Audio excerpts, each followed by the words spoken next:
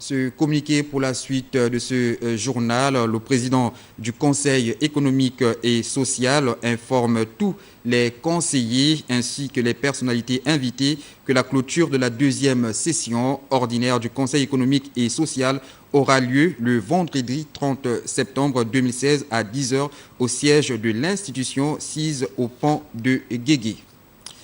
Sensibiliser les citoyens et pouvoirs publics sur l'importance de l'information, c'est l'objectif de la Journée internationale du droit à l'information qui a été célébrée hier dans le monde, un événement qui est passé sous silence au Gabon. Toute son importance et les outils de sa promotion par l'UNESCO dans ce reportage de Linda Nyumba Mugengi et Francis Ngomo de notre rédaction.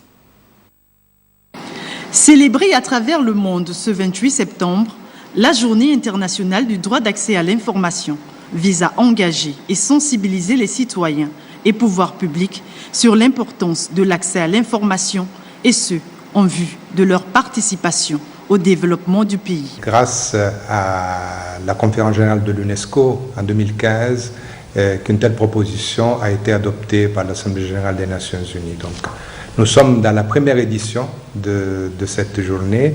Au Gabon, comme bien d'autres droits de l'information et de la communication, ce droit est soutenu par le Code de la communication et plusieurs mesures concrètes proposées par l'UNESCO. Nous avons justement eu de telles discussions déjà avec les autorités gouvernementales lors de la définition d'un cadre général de coopération avec le Gabon et déjà en premier lieu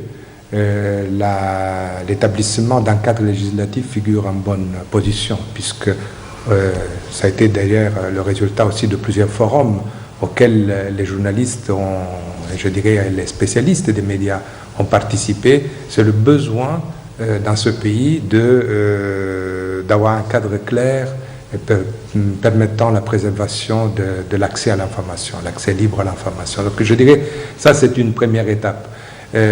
D'autres étapes concernent après le renforcement, je dirais, d'autres institutions qui peuvent aider à la professionnalisation, je dirais, de certains métiers, notamment les métiers de journaliste.